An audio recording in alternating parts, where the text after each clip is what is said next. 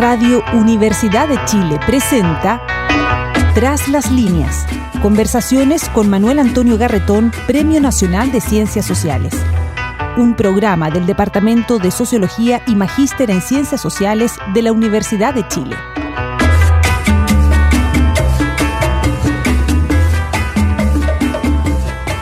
Muy buenas tardes. Bienvenidos a Tras las Líneas, el programa que todos los martes a las 8 de la noche presenta la Radio Universidad de Chile por el auspicio del Magíster en Ciencias Sociales de la Facultad de Ciencias Sociales y el Departamento de Sociología. Como ustedes saben, se trata de reflexionar sobre lo que nos pasa, sobre la vida de nuestra sociedad, sobre nuestras vidas como parte de esa sociedad, que es lo que hacen las ciencias sociales, tratando de ir más allá de la cuestión puramente coyuntural o periodística o anecdótica, para tratar de entendernos. Y al entendernos y al entender y comprendernos, ir mejorando. Hoy día tenemos un invitado de mucha importancia en el debate político, intelectual y en la formación académica, en la vida académica, y además con un papel importante en nada menos que en el CERVEL, que es Alfredo Joañán. Alfredo Joañán es profesor titular de la Escuela de Ciencia Política de la Universidad de Portales, es doctor en Ciencia Política de la Universidad de París I. Ha sido profesor invitado de muchas universidades extranjeras. Ha escrito una buena cantidad de libros, entre los cuales yo destaco el primero que se publicó, que es acá en Chile, que es el gesto y la palabra, y también su último libro, que es un libro muy académico y de importancia en el debate académico en Chile y afuera, que es Acting Politics. Escribe en diversas lenguas, aunque su patria intelectual es Francia.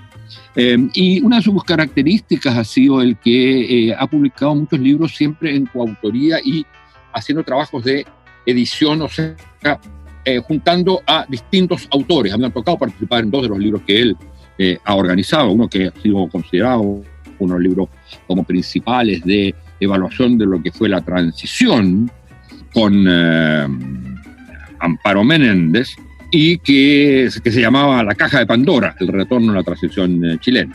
El otro, que ha sido un libro muy importante, digamos, en el debate post-movilizaciones del 2011-2012, es el otro modelo del orden neoliberal al régimen de lo público, escrito junto a Fernando Atria, Guillermo Larraín, José Miguel Benavente y Javier Couch. Y por último, dentro de muchos otros, está el libro también escrito en coedición con Claudio Fuentes, La Solución Constitucional, donde me tocó participar. Actualmente, junto con el ser profesor titular de la Universidad de Portales, es uno de los investigadores principales del Centro de Estudios de Conflicto, que es un gran proyecto de investigación científica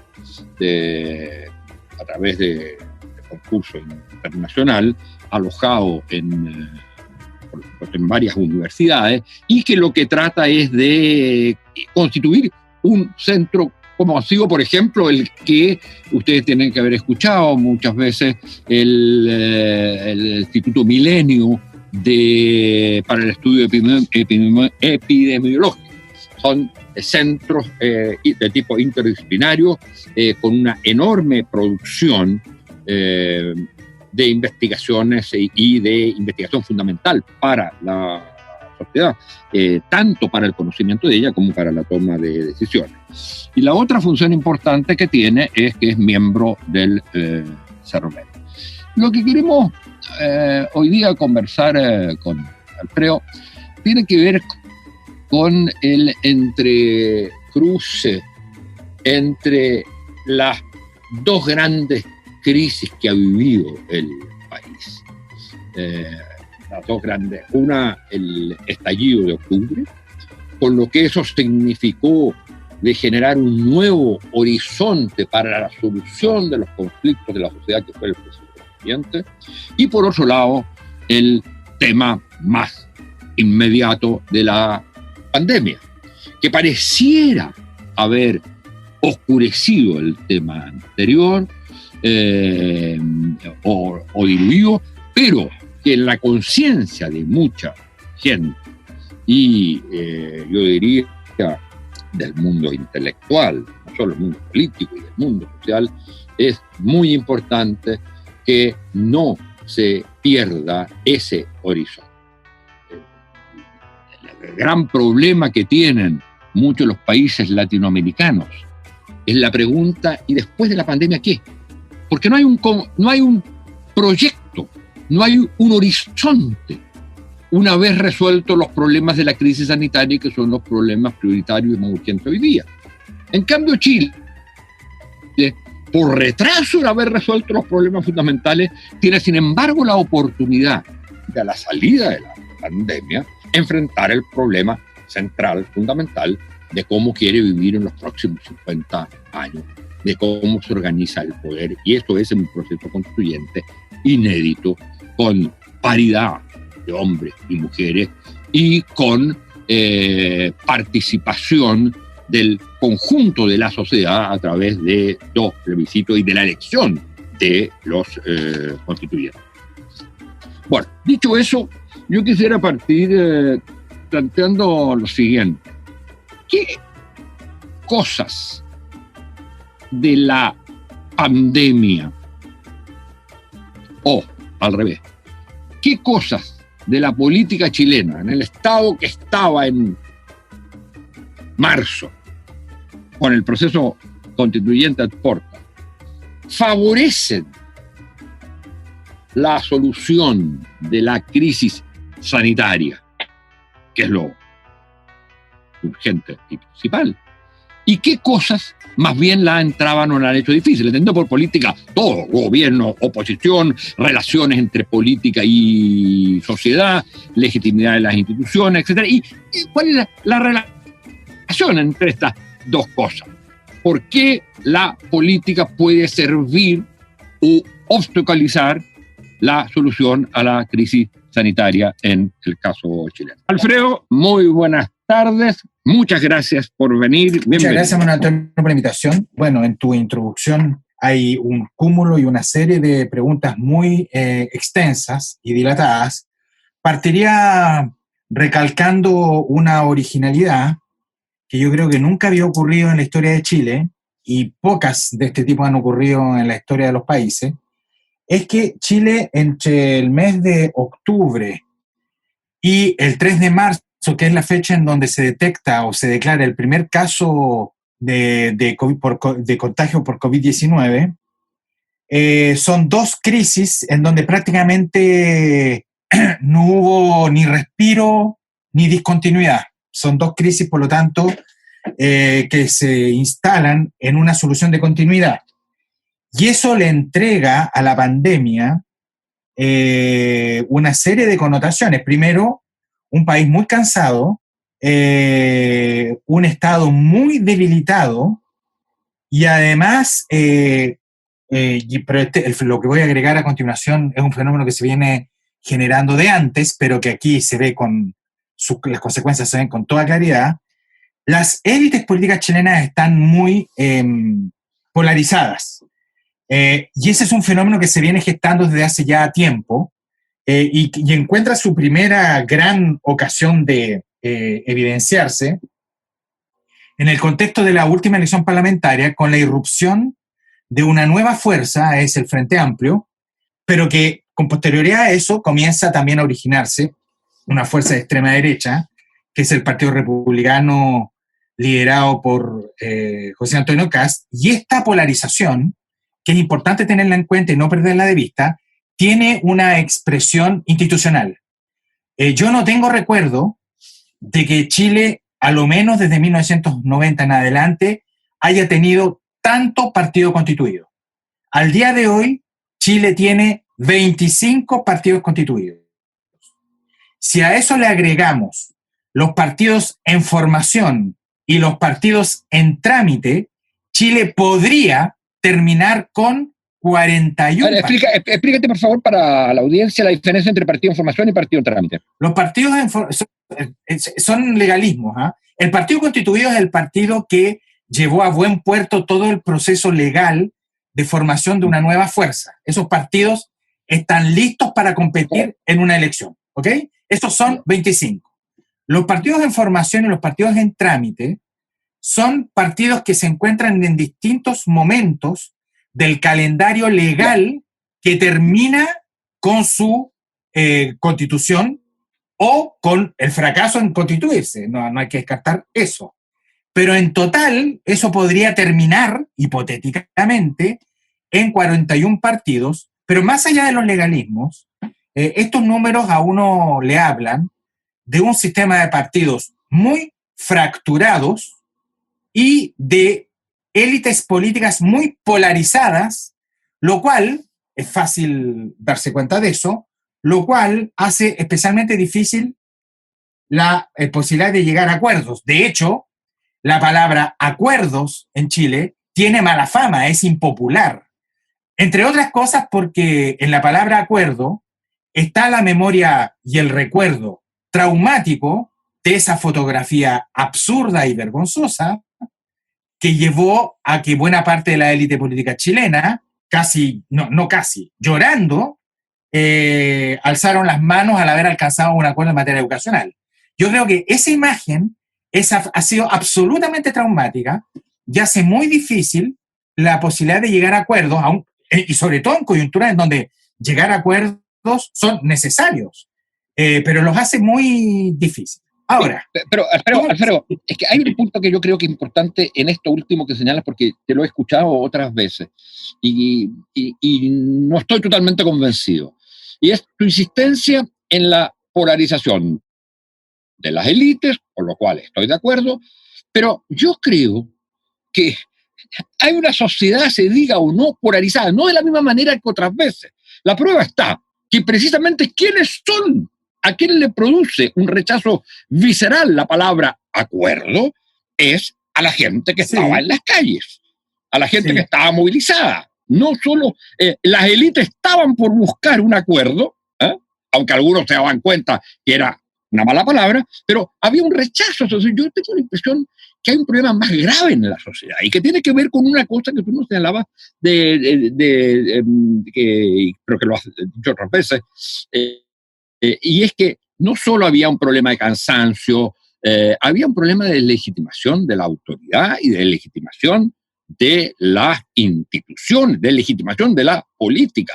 Eso hace que quizás la palabra adecuada serían élites polarizadas, pero sociedades fragmentadas o atomizadas en ese sentido. Yo concuerdo en esa manera de plantear el problema, porque efectivamente no existe evidencia empírica de que la sociedad, cuando hablo de la sociedad son los chilenos, estén polarizados. Eso uno no lo ve a través de las múltiples mediciones que, por ejemplo, tenemos en COES, a través de encuestas o a través de nuestro estudio panel, y vamos ya en la cuarta ola. Pero las élites sí, eso es un hecho, y eso además agrava el problema de la política con la sociedad, porque si las élites se polarizan y los chilenos no están ni ahí con la política en general, y tampoco se polarizan, bueno, la brecha y la distancia se hace aún mayor. Yo agregaría un dato empírico más, que muestra lo desconectado que puede estar la política y los partidos políticos respecto de la sociedad real. El Centro de Estudios Públicos viene mostrando desde hace ya varios años, a través de su encuesta, que la cantidad de gente que se identifica con el eje derecha-izquierda está cayendo, y está cayendo dramáticamente. Hoy día, poco más del 60% de los chilenos elige no ubicarse en el eje derecha-izquierda. Y la reacción de los partidos políticos de izquierda, centro y derecha, y yo diría más de los partidos de izquierda, por el alto componente ideológico que trajo el nacimiento del Frente Amplio, bueno, deciden hablarle a una izquierda que se está empequeñeciendo socialmente. Y le habla en clave de izquierda. Y con lo cual quedan fuera de la conversación social ese enorme 60%, increciendo además, de personas a quienes el eje no les dice nada. Me parece importante hacerlo ver porque yo veo ahí una expresión de desconexión muy importante. Sin embargo, habla al eje, alguien le habla a ese 60%. Yo creo que sí. Yo creo que el que le habla muy bien a ese 60% es Joaquín Lavín. Le habla perfectamente bien. Porque no habla en clave ideológica, habla en clave pragmática. Y eso es además es un talento comunicacional, porque yo creo que este tipo de conversaciones que estamos sosteniendo, Manuel Antonio, tú y yo, estas preguntas, Joaquín Lavín ni siquiera se las plantea. Es un actor absolutamente intuitivo, no se hace muchas preguntas, pero sabe que hay todo un mundo a quien hablarle y que no está ni ahí con el eje derecha-izquierda. Sin embargo, a mí me parece que tras el estallido social y en el perímetro de la pandemia, y a puertas de un proceso constituyente, a mí me parece que se abre una gran oportunidad de volver a discutir el modelo de desarrollo de manera dialogante y racional. ¿A qué me refiero? Y podremos volver a esto después de la pausa, pero a lo que me refiero es a lo siguiente.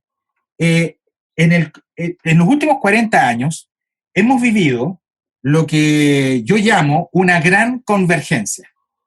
No solamente en Chile, estoy hablando ya aquí a escala global, pero en donde Chile fue especialmente acentuado el fenómeno que paso a describir.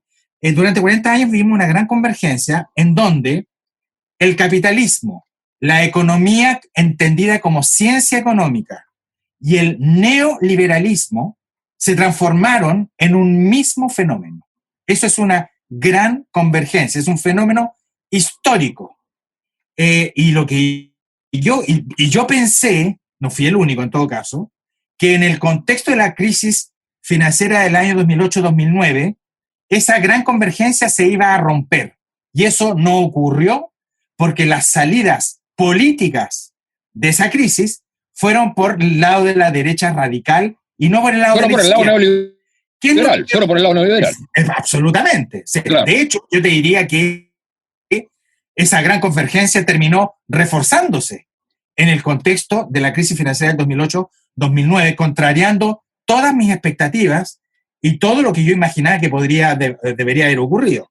Pues bien, en el contexto de esta pandemia, y dado lo que los intelectuales públicos globales están discutiendo en todas partes, pero también los intelectuales chilenos, lo que yo veo es, ahora sí que sí, la posibilidad, y no creo que aquí sí que me vaya a equivocar, la posibilidad de una gran divergencia. Vale decir de que el capitalismo se separe del neoliberalismo y de que el neoliberalismo además se separe de la economía o de la ciencia económica, y cada uno de estos tres componentes empieza a adquirir historia y vida propia y se desarma finalmente el modo de organización neoliberal del capitalismo tal cual lo conocemos. Y eso me parece que es un horizonte inédito en los últimos 40 años. Eso tiene que ver ¿con qué? Tiene que ver con una toma de conciencia del mundo político, con el rechazo que hay en las calles, visceral, al modelo neoliberal, porque ya ni siquiera la promesa del gran consumo en una situación como esta se cumple, con el surgimiento de alguna alternativa al respecto. Bueno, vamos a contestarnos estas preguntas a nuestro regreso. Gracias por lo que llevamos hasta ahora, Alfredo.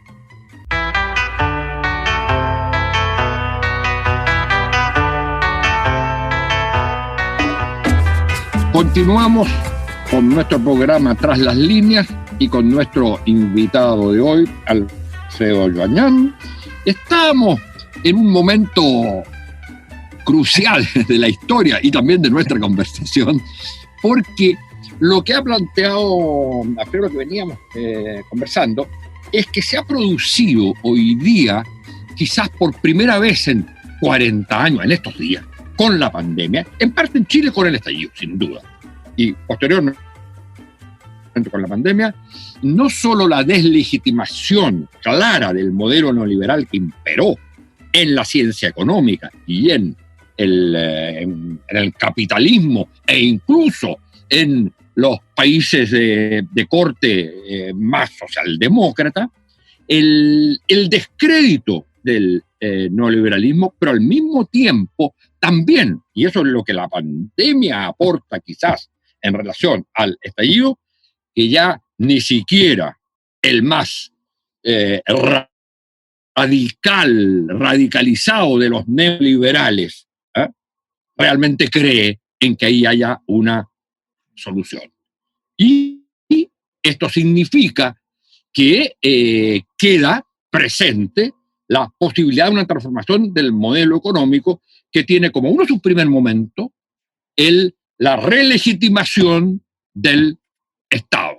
¿Esa relegitimación del papel del Estado tiene algo que ver o implica la posibilidad de relegitimar la actividad política, Alfredo? Eso no lo tengo claro, la posibilidad de relegitimar la actividad política, porque eso remite a otro conjunto de fenómenos. Pero sí me parece, tal como tú mencionas, de que el estallido social permitió iniciar un proceso en las calles de deslegitimación del modelo neoliberal, en donde el momento cúlmine fue esa marcha con 1.200.000 personas, en donde hasta el presidente Piñera se sintió obligado a decir qué hermoso es esta protesta, digamos. Es decir, cuando eso ya ocurre, es porque el fenómeno adquirió proporciones insospechadas, y efectivamente yo veo en el estallido social, especialmente en sus manifestaciones más pacíficas, veo un momento de profunda deslegitimación del neoliberalismo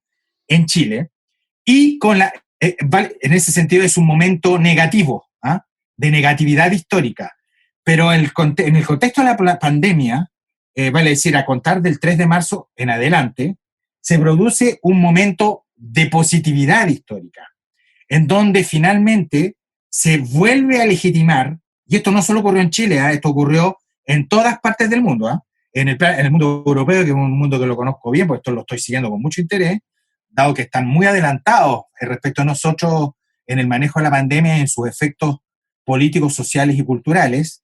Lo que se relegitima es el Estado, se produce el convencimiento colectivo que las soluciones privadas no son soluciones para controlar situaciones de este tipo y de esta envergadura, y finalmente se relegitima lo público, las soluciones públicas, esas soluciones en donde todos entramos por igual.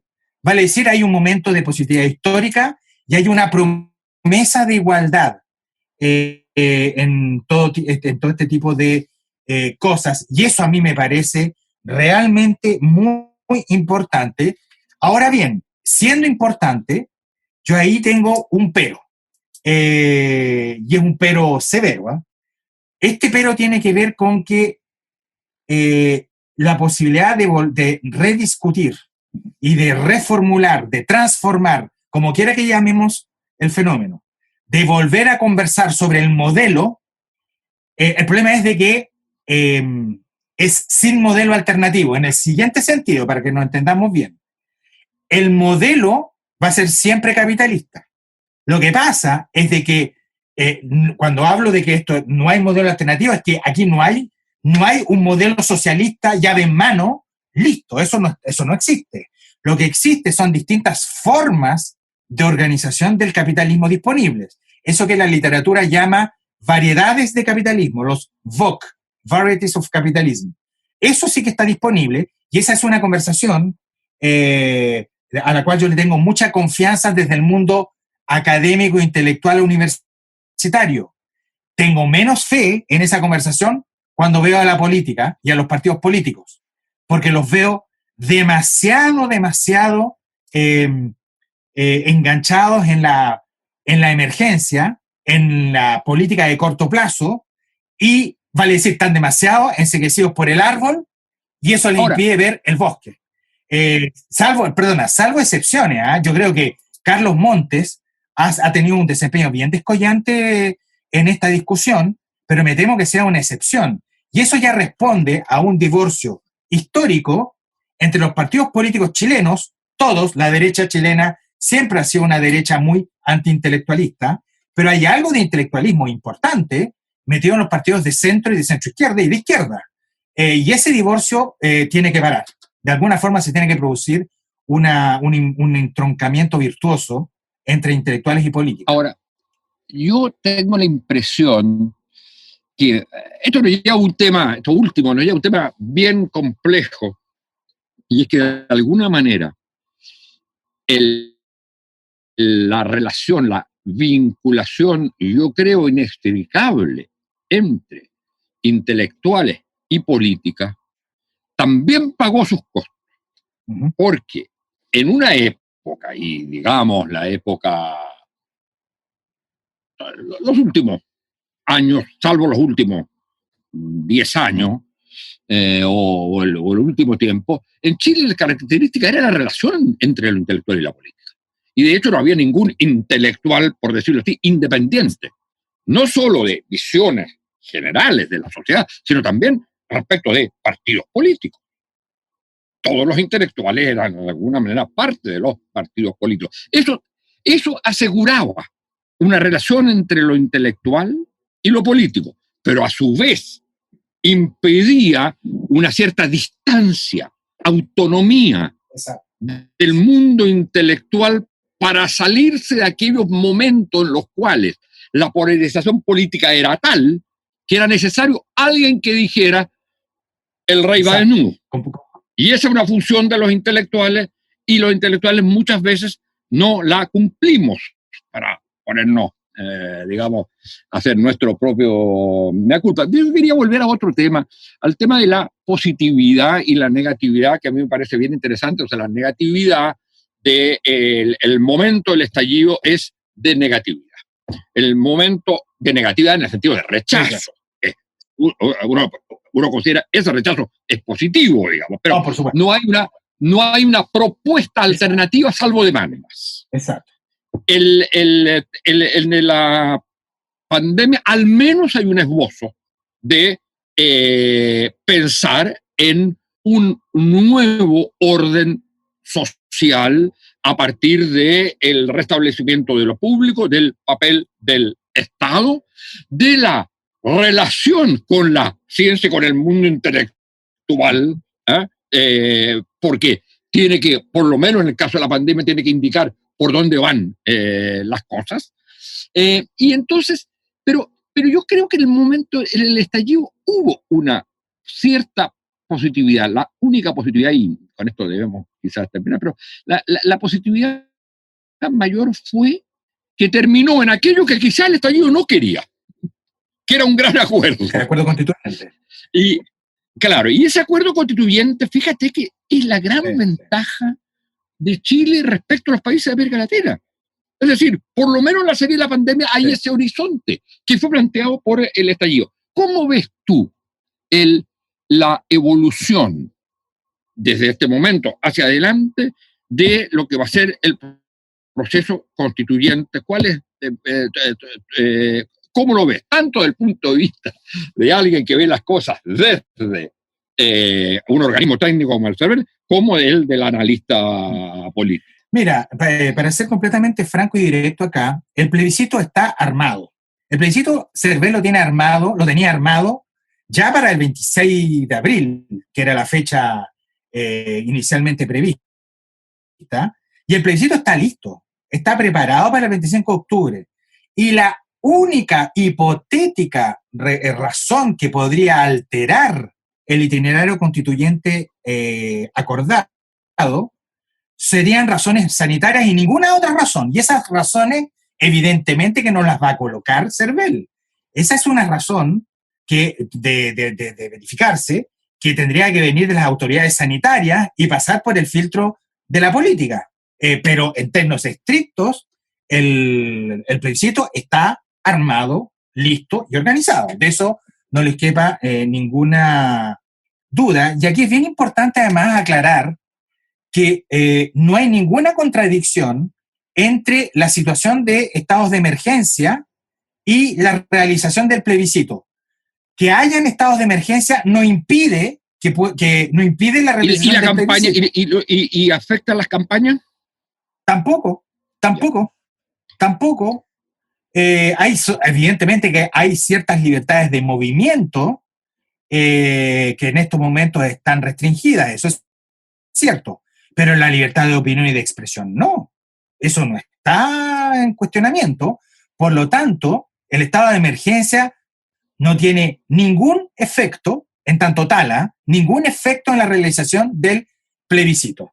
Y yo, a decir verdad, veo a poca gente, especialmente de la derecha, veo a muy poca gente con ganas de no hacer el plebiscito. Yo creo que a esta altura se produjo un consenso político y social sobre la necesidad histórica de iniciar un proceso constituyente, en este caso, a través de un plebiscito. Sí. Y a partir de ahí, avanzar hacia una nueva Ahora, carta fundamental. Es muy importante eso que tú señalas, que yo diría que el último pretexto para no hacer el proceso constituyente o postergarlo indefinidamente se acabó con el acuerdo económico, independientemente de que uno esté de acuerdo económico, social. Independientemente que uno esté de acuerdo o desacuerdo, le guste cosa o no le guste cosa, el gobierno, que sería el interesado, y los sectores de derecha, que serían los interesados, consideran que ese fue un gran triunfo y que se ha resuelto el problema para los próximos 24 meses. Por lo tanto, ya no habría ninguna condición económico-social que impidiera hacer el plebiscito. La única, como tú bien dices, es la cuestión de tipo sanitario. Y ahora, yo creo que Corea lo muestra y en otras partes también se ha mostrado que hay posibilidad perfectamente de hacer los procesos electorales completamente en esta situación. Y para terminar, yo te quisiera preguntar, pero tu visión de cómo te imaginas que va a ser, va a ser. Y probablemente, tú no lo podías decir, va a ganar el apruebo y segundo, va a ganar la convención constitucional, la convención constituyente, o sea, la asamblea constituyente paritaria. La pregunta es, ¿cómo ves el proceso y qué cosas de ahí van a poder salir? ¿Va a salir una recomposición total del espectro político? ¿Va a ser, crees tú, una constitución mínima o todos los grandes temas de la pandemia van a ir? No. Del que planteas al futuro de la pandemia, van a ir a ese debate. Mira, yo en lo personal, yo soy partidario de una constitución mínima o minimalista, porque una constitución minimalista... Eso no estamos de acuerdo.